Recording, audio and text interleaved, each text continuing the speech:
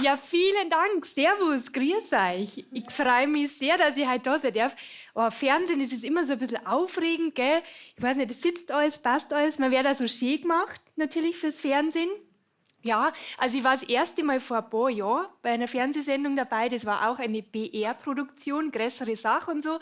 Und da war ich in der Maske, weil da waren also in dem akribischen Ablaufplan waren also stattliche 90 Minuten dafür eingeplant, dass man aus meinem Alltagsgesicht irgendwas BR-Taugliches herschminkt. Ja. Ja, ich habe es mir auch einfacher vorgestellt, gell? Aber ich sage euch was, die Fachkraft, also diese Make-up-Artistin, die hat wirklich zum Kämpfen gehabt. Also das habe ich gemerkt, die hat mich schon immer so kritisch angeschaut und so. Ich muss dazu sagen, ich wollte gern einen Pferdeschwanz.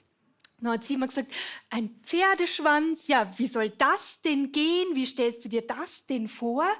Ich meine, also unter uns gesagt, in der Herstellung ist so ein Pferdeschwanz jetzt nicht so aufwendig. Also ich habe ihr Problem nicht verstanden, gell? Aber sie immer wieder, ein Pferdeschwanz, ja, wie soll das denn gehen mit den Ohren?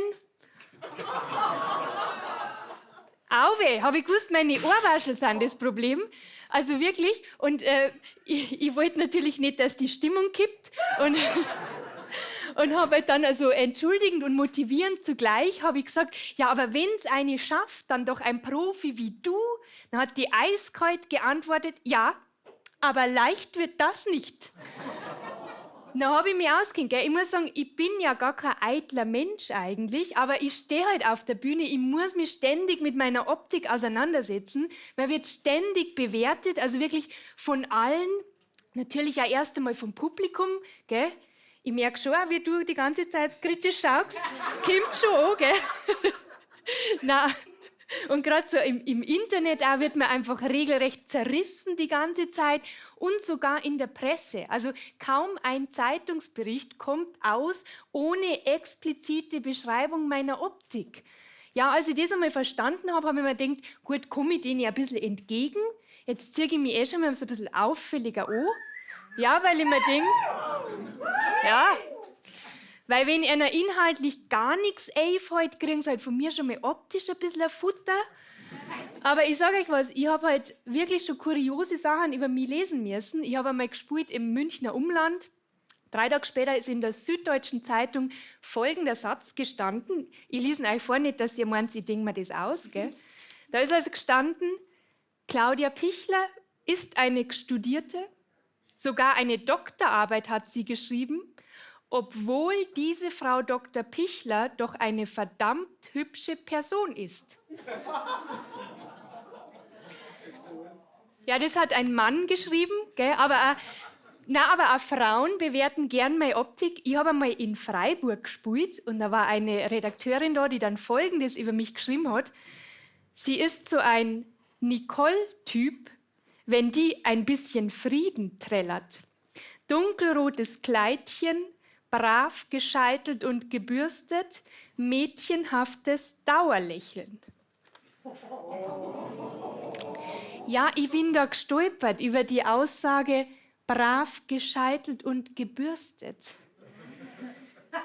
Ich weiß jetzt nicht, ob in Freiburg Bürsteln dasselbe bedeutet wie in meinem Dialekt. Aber ich hätte nie gedacht, dass ich ernsthaft mal in der Zeitung lesen muss, dass ich so ausschaue, als wäre ich gerade frisch bürstelt worden.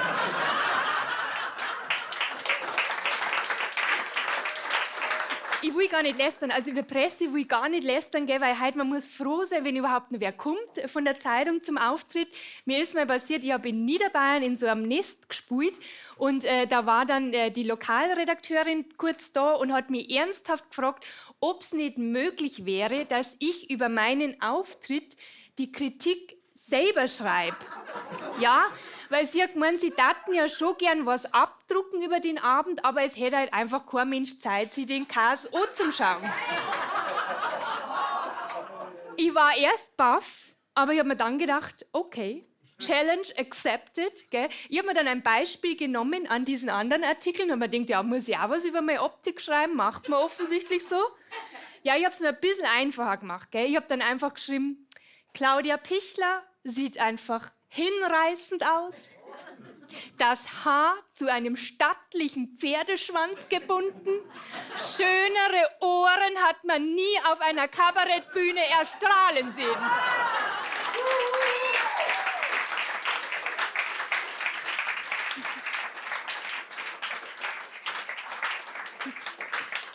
Ja, merci. Der Artikel ist komischerweise nie erschienen, aber der Abend in Niederbayern war trotzdem schön. Danke. Claudia Pichler!